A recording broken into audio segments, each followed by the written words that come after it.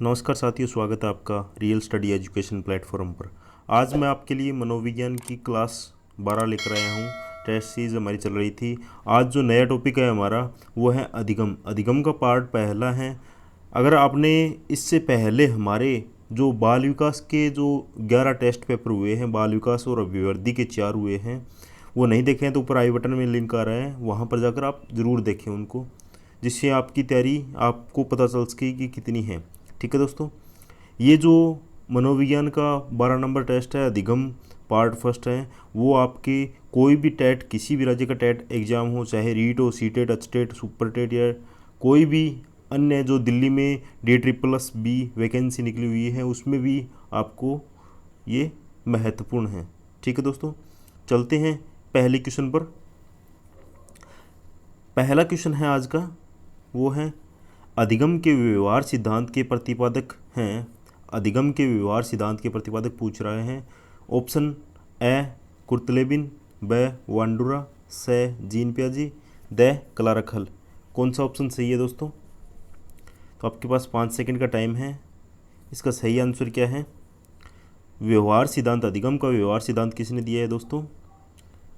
अधिगम के व्यवहार सिद्धांत की बात करें तो व्यवहार सिद्धांत है वो दिए हैं क्लार्क हल ने। ठीक है दोस्तों, क्लार्क हल ने दिया है। नेक्स्ट, अधिगम की सफलता का मुख्य आधार माना है।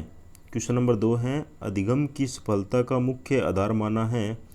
ऑप्शन ए दंड व आरोप, ब पुरस्कार व प्रशंसा, स लक्ष्य प्राप्ति की उत्कृष्ट इच्छा, और द है अधिकारी बनने की इच्छा। कौन सा ऑप्शन सही है दोस्तों? इसके अंदर सही उत्तर की बात करें तो इसमें सही है वो है जो बालक को उत्कृष्ट लक्ष्य प्राप्ति की उत्कृष्ट इच्छा होती है। जितनी ज़्यादा इच्छा होगी तो वो उसको सीखने की भी ज़्यादा, वो सीखेगा भी उसमें ज़्यादा ही। ठीक है। नेक्स्ट, बालक शरीर के अंगों का संचालन करना सीखता है किस प्रकार के अधिगम के माध्यम से? ए गत्यात्मक, ब समस्या समाधान, से शाब्दिक, द उन्तोदर। तो आप इसमें देख सकते हैं, सीधा सीधा पता चल रहा है बालक के अंगों का संचालन पूछ रहा है। तो अंगों का संचालन आपको पता होगा, बालक जब गति करेगा, इधर उधर चलेगा, तभी उसका क्या है, शरीर के अंगों का संचालन होगा। तो इसमें सही ऑप्शन है वो है ऑप्शन नंबर ए गत्यात्मक। यानी बालक गति करेगा, यानी इधर उधर चलेगा, तो उसके हाथ पैर अंग हैं वो संचालन होगा उनका। ठीक है।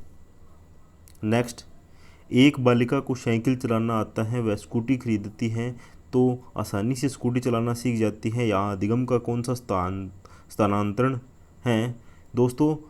इस जो टेस्ट में है, ये पहला टेस्ट है अधिगम का, इसमें ज़्यादातर हैं वो अप्लाइड क्वेश्चन हैं दोस्तों। जिस प्रकार से परीक्षा में आते हैं आपके अप्लाइड क्वेश्चन, वही इसमें रखे गए हैं दोस्तों। तो आप अंत तक ज़रूर देखें। 20 क्वेश्चन है इसमें, 20 में से लगभग आपके 15 क्वेश्चन है वो अप्लाइड क्वेश्चन है दोस्तों। बहुत ही महत्वपूर्ण क्वेश्चन है। तो इसका सही आंसर कौन सा है? ए पार्श्विक अधिगम, ब नकारात्मक अधिगम, स शून्य अधिगम, और द सकारात्मक अधिगम। तो कौन सा ऑप्शन सही है दोस्तों? साइकिल चलाना जानती है और स्कूटी खरीद लेती है, स्कूटी चलाना आसानी से सीख जाती है, तो कौन सा अधिगम है? तो इसमें आपको पता है कोई चीज़ पहले से आ रही है और वो दूसरे काम में सहयोग करती हैं, तो वो क्या होती है दोस्तों? वो सकारात्मक होती है। ठीक है दोस्तों, सकारात्मक अधिगम के अंदर आती हैं, यानी वो उसमें काम आ रही है। ठीक है। नेक्स्ट, विष्णु को पढ़ाई करते समय नींद भगाने के लिए चाय पीता है, परंतु चाय पीकर गहरी नींद में सो जाता है तथा अधिगम का स्थानांतरण है। यहाँ पर कौन सा अधिगम का स्थानांतरण है? ए पार्श्विक, ब शून्य, स सकारात्मक, द नकारात्मक। कौन सा स्थानांतरण हो रहा है दोस्तों? तो इसके अंदर आपको पता है हम क्या कर रहे हैं, उसको काम में ले रहे हैं, किसको? नींद भगाने के लिए चाय को। जबकि चाय क्या है, वापिस बैक, यानी नकारात्मक उस पर प्रभाव पड़ रहा है, तो इसमें क्या होगा? नकारात्मक अधिगम होगा दोस्तों। ठीक है। नेक्स्ट, क्रियात्मक अनुबंधन का सिद्धांत किसकी देन है? क्रियात्मक अनुबंधन का सिद्धांत किसकी देन है? ऑप्शन है थॉर्नडाइक की, ब स्किनर की, स पावलोव की और द उपयुक्त सभी। कौन सा ऑप्शन सही है दोस्तों? तो क्रियात्मक अनुसंधान, वो आपको पता होगा, अनुबंधन, क्रियात्मक अनुबंधन स्किनर ने दिया है। ठीक है दोस्तों, स्किनर की देन है। ठीक है। नेक्स्ट, गेस्टाल्ट का अर्थ है, गेस्टाल्ट का अर्थ क्या है दोस्तों? ऑप्शन है व्यवहार के रूप में, ब परिवर्तन के रूप में, स मशीनों के रूप में और द समग्र के रूप में। तो आपको पता होगा, आपने पढ़ा है गेस्टाल्टवाद सिद्धांत। तो इसमें क्या है, गेस्टाल्ट का अर्थ होता है दोस्तों, वो होता है ऑप्शन द समग्र के रूप में। ठीक है दोस्तों। नेक्स्ट, सीखना विकास की प्रक्रिया है, यह परिभाषा है, सीखना विकास की प्रक्रिया है, लर्निंग डेवलपमेंट प्रोसेस। किसकी परिभाषा है दोस्तों? तो इसका सही आंसर है वो है आर.एस. वुडवर्थ होता है, आर.एस. वुडवर्थ की ये परिभाषा है। सीखना विकास की प्रक्रिया है, learning development process, RS. Woodworth की परिभाषा है दोस्तों। नेक्स्ट, अप्लाइड क्वेश्चन है ये भी। रीना कक्षा 2 की छात्रा है, उसे अध्यापिका ने डंडे से पीटा। अगले दिन वह अध्यापिका के हाथ में डंडा देखकर रोना प्रारंभ कर देती है। अधिगम का अंतरण है, ए ऊर्ध्वर, ब नकारात्मक, स सकारात्मक, द द्विपार्श्विक। कौन सा स्थानांतरण हो रहा है, कौन सा अंतरण हो रहा है अधिगम का, कौन सा हो रहा है दोस्तों? तो इसमें क्या है, सही आंसर है वो है द्विपार्श्विक। ठीक है दोस्तों, यानी कोई पहले दिन उसको क्या है, प्रताड़ डंडे से पीटा जाता है, दूसरे दिन वो डंडा देखकर रोने लगती है, द्विपार्श्विक। ठीक है दोस्तों। नेक्स्ट, ये भी अप्लाइड क्वेश्चन है। कक्षा 7 का रोहन प्रारंभिक पाठों को तो तीव्र गति से सीखता है, परंतु धीरे धीरे उसके सीखने की गति कम हो जाती है। एक समय ऐसा आता है कि कितने भी प्रयास करने पर भी वह अधिक नहीं सीख पाता है। यह प्रक्रिया है, क्या है, ए प्रत्यक्षण, ब मानसिकता, स अधिगम पठार, द अधिगम अवरोध। कौन सा सही है दोस्तों? तो इसके अंदर क्या है, इसके अंदर ऑप्शन स सही है, अधिगम पठार, अधिगम पठार के अंतर्गत आता है दोस्तों। ठीक है। Next, applied question. पूजा सेकंड ग्रेड की तैयारी कर रही है, उसी दौरान उसके रीट का परिणाम आ जाता है तथा वह असफल हो जाती है। वह दुखी होकर तैयारी बंद कर देती है। क्लार्क हल के अनुसार उसी आवश्यकता है, किसकी आवश्यकता है दोस्तों? यानी उसमें नेगेटिविटी आ जाती है, तो उसको किसकी आवश्यकता होती है? असफलता की, ब अभिप्रेरणा की, स पुनर्वलन की, द भोजन की। किसकी आवश्यकता होगी दोस्तों? इम्पोर्टेंट क्वेश्चन है, बहुत ही इम्पोर्टेंट। ठीक है। तो इसका सही आंसर है वो आपको पता होगा, आपको हिंट दे रखी है इसी क्वेश्चन के अंदर, ऑप्शन सही है, पुनर्वलन। यहाँ पे बात कर रही है क्लार्क का, तो आपको पता होगा क्लार्क ने कौन सा जो है सिद्धांत दिया है। क्लार्क ने पुनर्वलन का सिद्धांत दिया है दोस्तों, क्लार्क हल ने। ठीक है, क्लार्क हल ने। नेक्स्ट,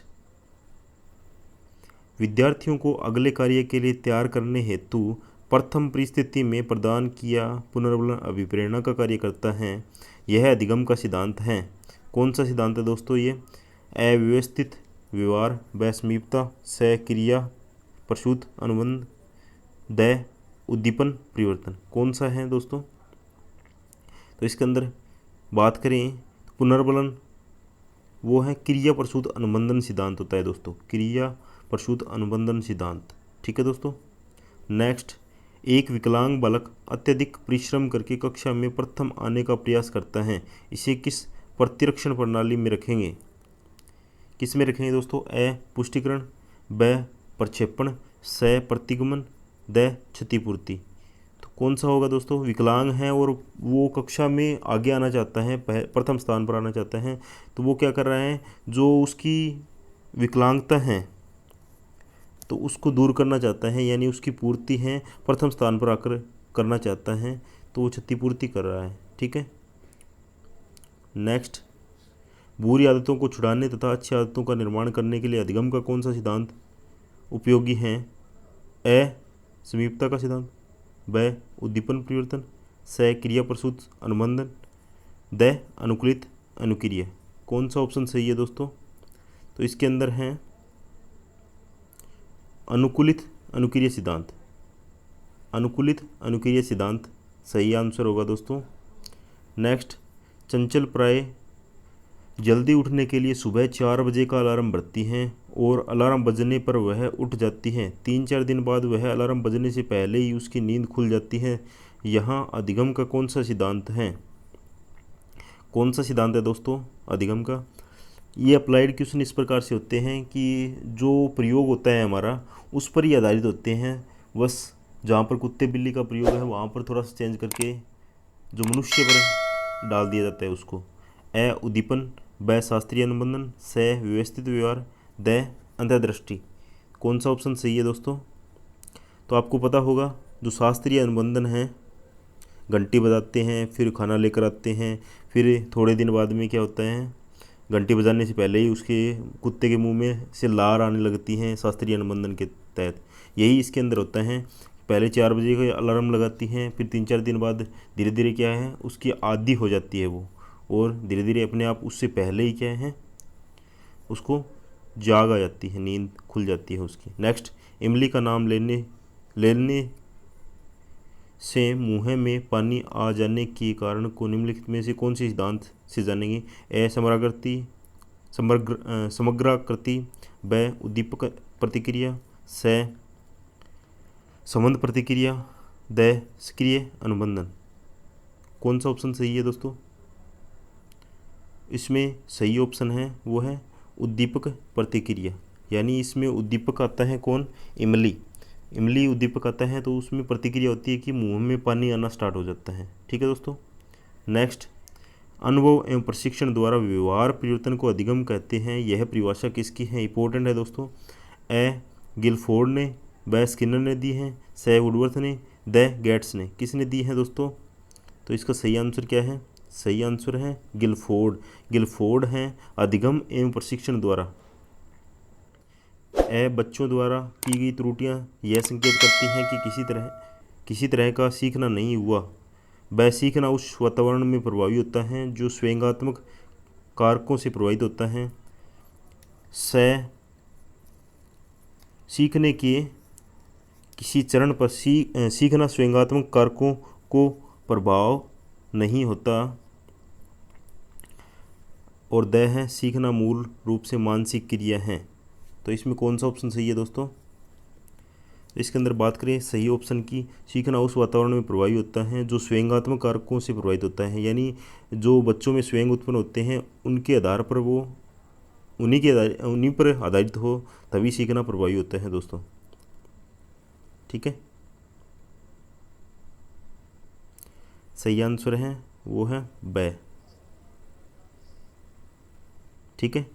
नेक्स्ट, अनुभव द्वारा व्यवहार में परिवर्तन होना ही अधिगम है। अधिगम की यह परिभाषा किसने दी है? तो कौन सा ऑप्शन सही है? ए बर्न ओस्टर, ब गेट्सवैन ने, से ई एपिल, द स्किनर। तो कौन सा ऑप्शन सही है दोस्तों? तो इसके अंदर है गेट्सवे अन्य ने ये परिभाषा दी है। ठीक है दोस्तों। नेक्स्ट है बहुत ही इंपॉर्टेंट और अंतिम क्वेश्चन, अप्लाइड क्वेश्चन। ठीक है दोस्तों।